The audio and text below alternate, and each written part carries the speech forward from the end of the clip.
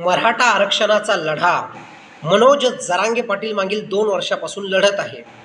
आता या लढ्यामध्ये लाठीचार्ज मनोज जरांगे पाटील व त्यांच्या आंदोलकांवर झाला आणि भडका उडाला की मराठा समाजाला आरक्षण मिळायला हवं आहे, मराठा समाज हक्क अधिकार मागत होता.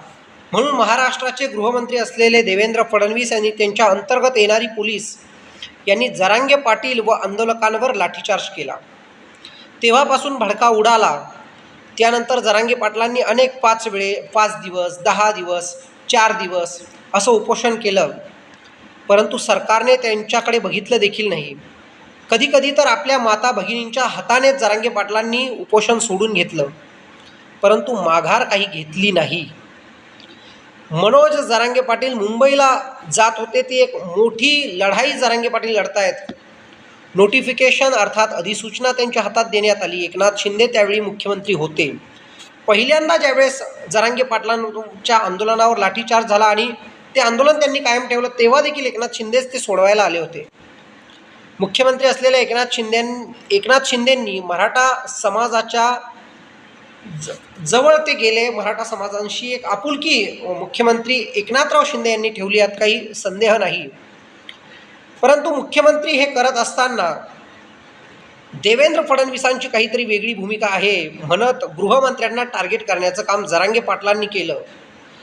जरांगे पाटलांच्या हातात नोटिफिकेशन दिलं. त्यानंतर ते काही विधानसभेत पारित झालं नाही. स्वतंत्र 10% आरक्षण मराठ्यांना भेटणार हे मुख्यमंत्री एकनाथ शिंदे देखील बोलले. जरांगे पाटलांचा गेम झाला, मराठ्यांचा गेम झाला. धोका भेटला, दगाफटका झाला. याची किंमत भारतीय जनता पक्षाला लोकसभेमध्ये मोजावी लागली. एकनाथ शिंदेंनी प्रचार यंत्रणाचा जोर लावून आपले खासदार कसे बसे जे काय निवडून आणले ते आणले. आज एकनाथ शिंदे यांच्या भरोशावर देखील नरेंद्र मोदी पंतप्रधान आहेत. त्यांचे खासदार मोदींना समर्थन करत आहेत. असं म्हटलं तरी काही हरकत नाही. लोकसभेला किंमत मोजली, मग नंतर विधानसभेच्या वेळी फार मोठ्या संख्येने भारतीय जनता पक्ष, एकनाथ शिंदे, अजितदादा पवार हे सत्तेत आले. विधानसभेला जरांगे फॅक्टर चालला नाही, तो लोकसभेला चालला. पण आता लोकसभा झाली, विधानसभा झाली, आता स्थानिक स्वराज्य संस्थेच्या निवडणुका येणार आहेत आणि भाजपा विरोधात रान जरांगे पाटील पेटवतील, यात काही विषय नाही. कधी आरक्षण दिलं नाही तर जरांगे पाटील यांची तब्येत मुंबईमध्ये आंदोलन करत असताना आता खालवत आहे. अवघा मराठा समाज हळहळ करतोय. काल एका भगिनीचा रडताना व्हिडिओ देखील व्हायरल झाला. आतापर्यंत जे झालं ते झालं. मी क्रोनॉलॉजीद्वारे तुम्हाला स्पष्ट देखील केलं, परंतु जरांगे